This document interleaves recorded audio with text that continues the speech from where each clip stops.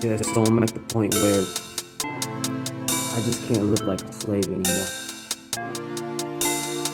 I can't do it. It all started when I was looking at the clock, and for whatever reason, every time I looked at the clock, it was 11:11. But then it was 1:11. Then sometimes 2:22, 3:33, 4:44, 5:55. Interesting numbers. So then I seen this hat. I had to get it. I had to. I don't exactly know the meaning of it, but it's something that consistently comes up in life. So anyways, the way of life here on Earth, we're not taught to... Alright, let's start with school, right? School is not a way for us to cultivate our abilities and our powers as human beings.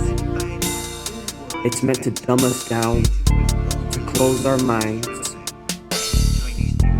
to bore us to death, to make us memorize useless information. I mean, depending on what you want to do with your life, some of this stuff could be useful, but you should be able to choose. DVD collection. Why have a DVD collection anymore, right? You aren't really supposed to talk about it, but you can pull up just about any movie you are looking for on the internet without spending a dime. If you aren't that tech savvy, i.e. capable of using a search engine, then you can just fire up Netflix or Hulu or whatever. I do that as well, but when it comes to my favorite movies, the ones that I can watch over multiple times in a year, it feels good to own them. On a nice comfy hard copy that fills up shelves. You know what I mean? It's just something. I'm only 14. You wanted your Snapchat? A dude? What the fuck? What a weirdo. That's scary. That freaked me out. That was like a person right there. Like it's like a shadow person. It's professional. These are edited videos. How people spent their time in the past compared to the modern world. Living in the modern technological world, eventually you might have to stop and think, what the hell did people do before we had all this bullshit? I spend hours surfing YouTube, reading message boards, and watching TV. I wonder what a typical day-to-day routine was like for a man in his 20s in medieval feudal Catholic times, like around the time of Thomas Aquinas. People still fulfilled the basic needs. They still ate food and cooked food. I imagine there were good things to eat back then. Less processed food for sure. Play and entertainment is where things had to have been different. Running about, wrestling, adventuring, training, maybe some reading, though even that was less of an option back then. Play was more creative on your part and revolved less around consuming or interfacing with technology that you aren't even close to fully understanding. I imagine life unfolded in a more natural way. So many fruits of the modern world can be seen as unnatural, and they are steering human life down an unnatural path. Who knows what the consequences of this way of life will be? If you ask me, I say it all comes crumbling down well before the next century.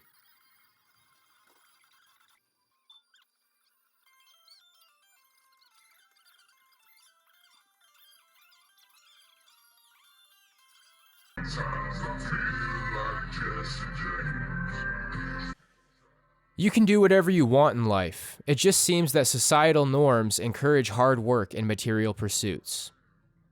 Societal norms really irk me. If you can just not care what other people think about you and your life decisions, then you can do just about anything you want. They tell you this when you are a kid growing up in America. The world is yours for the taking. You can be anything you want. Dream big. Follow your dreams. What if your dream is to do nothing? What if you don't want to take part in society at all? The thing is, These conversations always take place when you are a hopeful and naive little child. By the time you realize your dream is to be in peace, alone, no one is telling you to follow your dreams anymore. What kid dreams of being left alone? None. It's at least very rare, I'd imagine. Society sounds pretty great when you are reading picture books about it in kindergarten. After a few humiliations, rejections, failures, disappointments, and harsh realities sinking in, you might realize that your dreams were a big crock of shit. You can do whatever you want. It just seems like societal norms and groupthink is putting an awful lot of pressure on you to make money, buy a bunch of stuff, and basically just be better than other people. Whoever buys the most shit, works the most hours, and bangs out the most broads wins. If you have the balls to sidestep that competition, I applaud you. I don't blame you for trying to win if you have the means to. It was on IP2. Sometimes not having a shot is the best chance to When you were escape. getting your fucking dick sucked. My dick sucked. I don't know if it was yours. I don't fucking know if it was yours.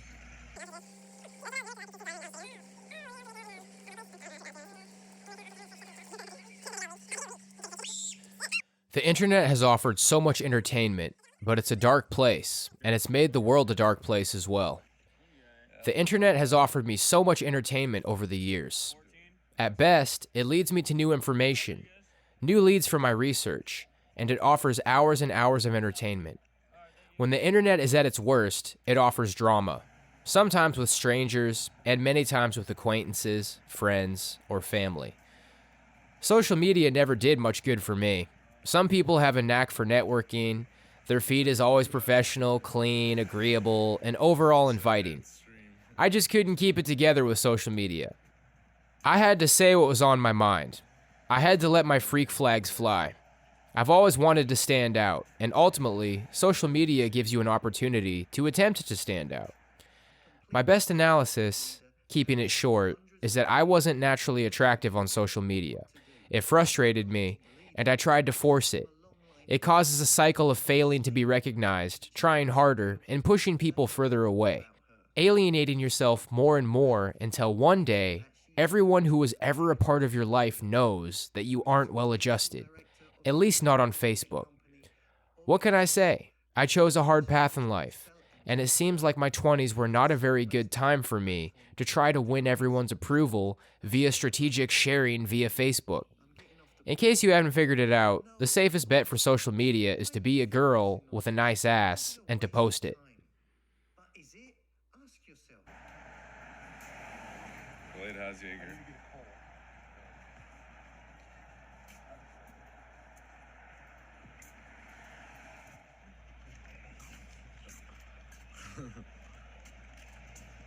He's being raped.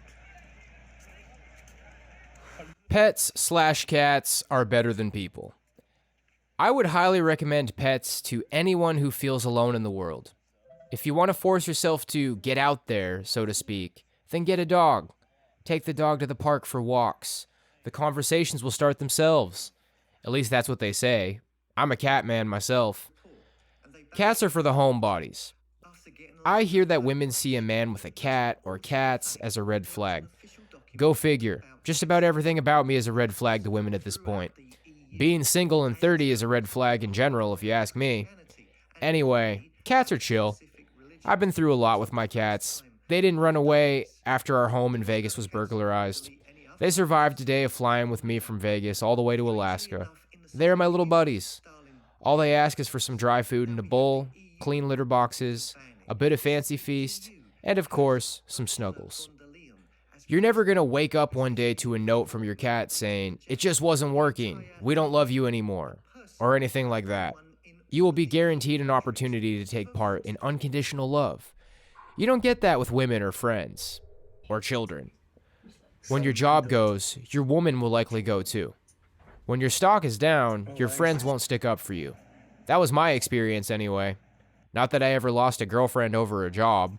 I dumped the only girlfriend I ever had. Ever since then, it kind of seems like people just screw each other, honestly. Literally and figuratively. My cats are a red flag to women, huh? That's a shame, because I'll bet they wouldn't mind having a girl around. Just one more comfy cast member to snuggle with. to speak out, I know. Hide the knives. That won't be necessary.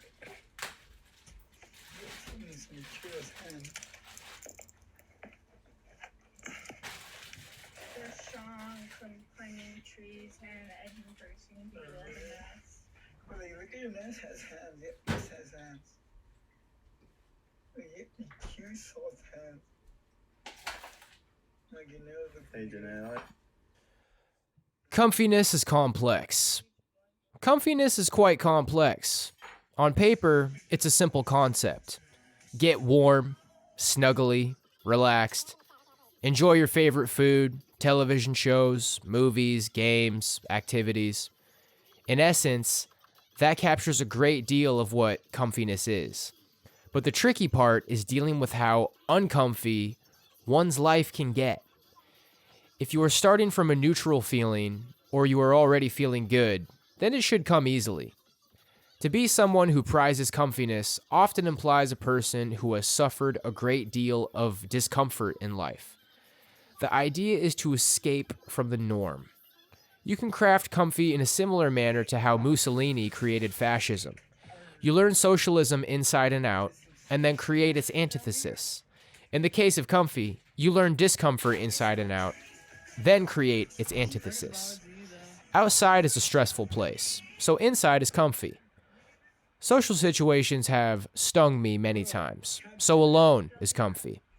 Expectations are stressful, so movies with low activity and low expectations are comfy. I feel like I know stress and discomfort so well. It was only natural to seek out the comfiness in life, wherever it may be found. Feeling sick, how can I escape on a night like this? Thoughts start working and I don't think this time that it's in my head, that it's in my head. Found luck like a four-leaf clover, together we sigh, but it's not over. Is it in my head, in my head, in my head? Let's get it.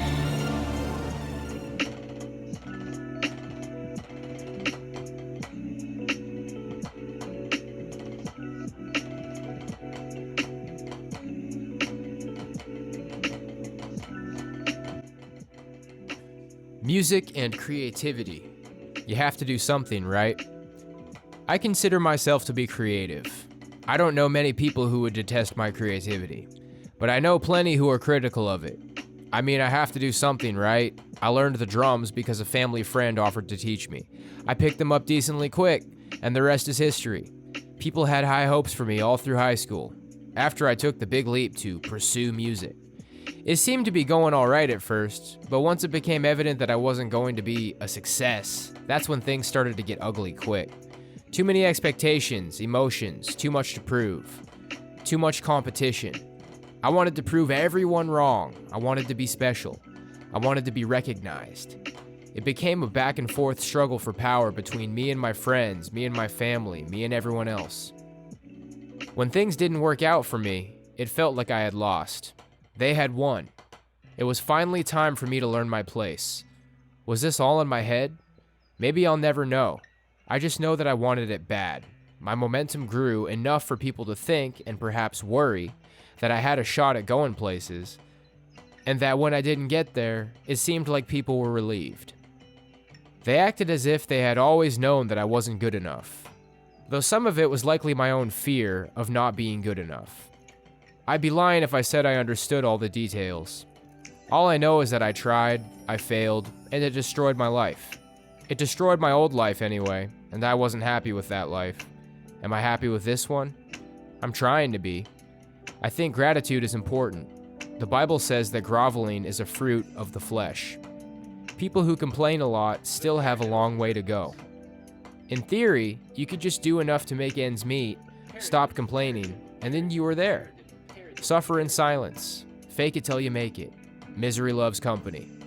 Maybe I'm losing my train of thought. I will always love music. I will always enjoy drumming. I just feel like my vision is changing. I want it to be part of who I am. Maybe I'm still just trying to figure out what part.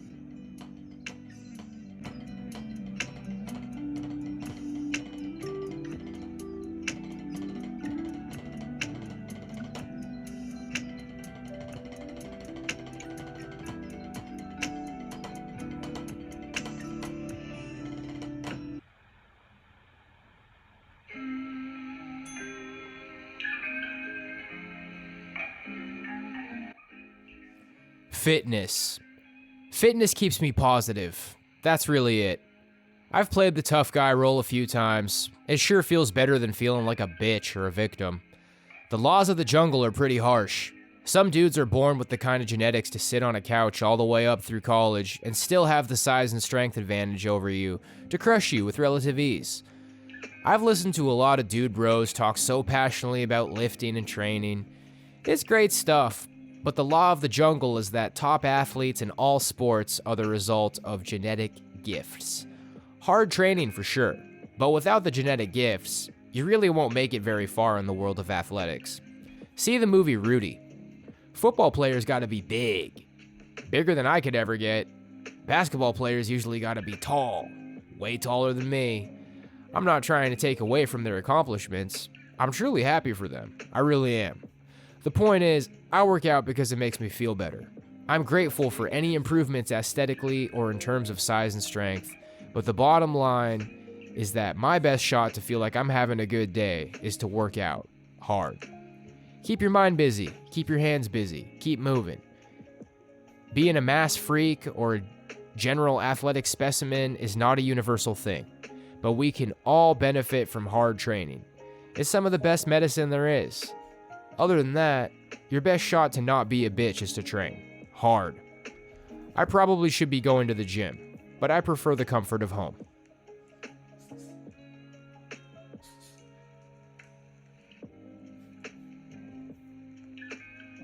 Shoulder's feeling better. At least there's that, dude.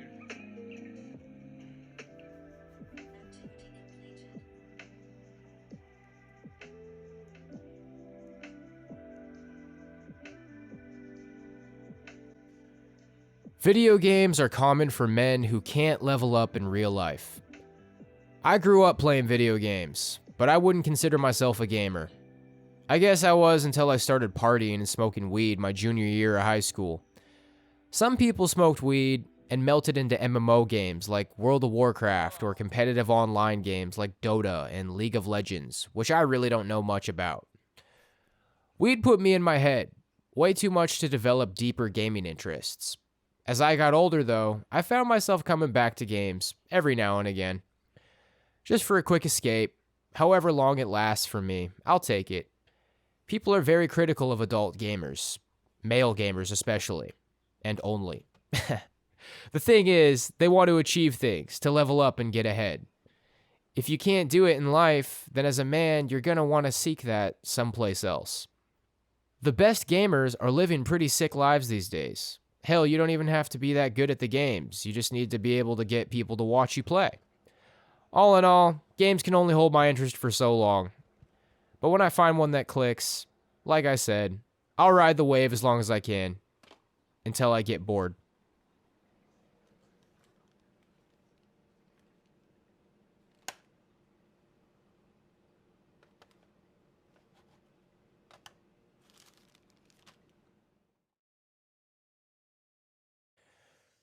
Men don't really know what they want.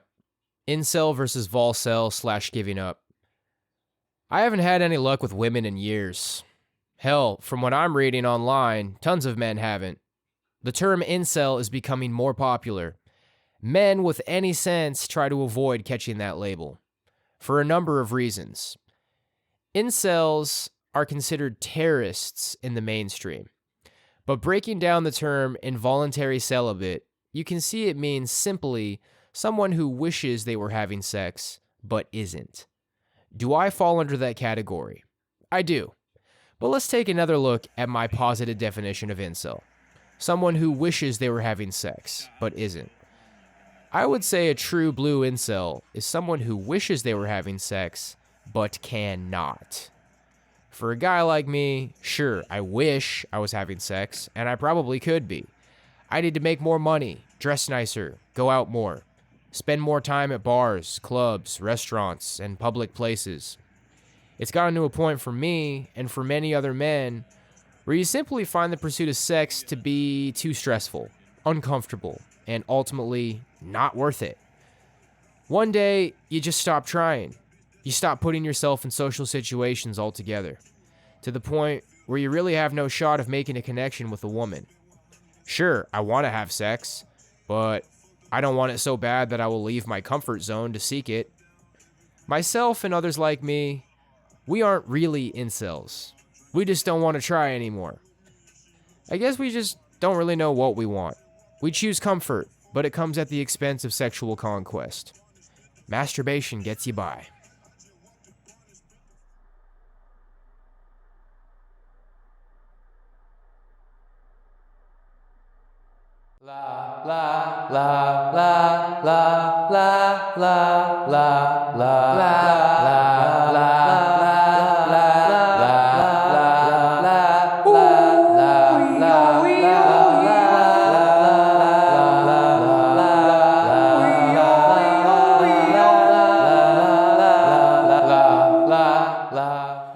I wish there was some sort of a happy ending. Some sort of a silver lining to put around everything, but honestly, I think life is just about making it work. Getting by. You think the best day of your life is gonna be making $10 million or having a three-way with 2 supermodels or marrying the girl of your dreams and having a family, and really it's just eating a good ham and cheese sandwich and watching your favorite late night TV shows, maybe chilling with your cats. Maybe your friends told you a funny joke, or maybe your friends told you a funny joke 20 years ago back when you had friends, and you think about it some night when you're high and it makes you laugh maybe half as hard, maybe twice as hard. I don't know what to tell you, man. I do know that I do feel genuine joy sometimes, even in the midst of all this chaos, of all this letdown and disappointment. I guess I can be rest assured knowing that I'm not the only one, and hopefully you feel similar. God bless.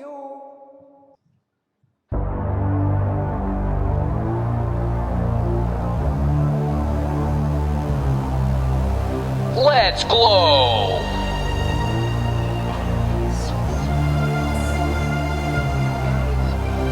Thoughts start working and I don't think this time that it's in my head, that it's in my, that it's in my head, that it's in my, that it's in my head. Thoughts start working and I don't think this time that it's in my head, that it's in my head, that it's in my head. Clock keeps ticking and I'm feeling sick. How can I escape on a night like this? Thoughts start working and I don't think this time that it's in my head, that it's in my head. Losing my mind to the clock that ticks, and I recognize highlights on this island. Could it just be in my head, in my head, in my head? There's a dark force I never wanna know, but it's following close and it's got me running home. I just need more time, just a little more, just a little more time.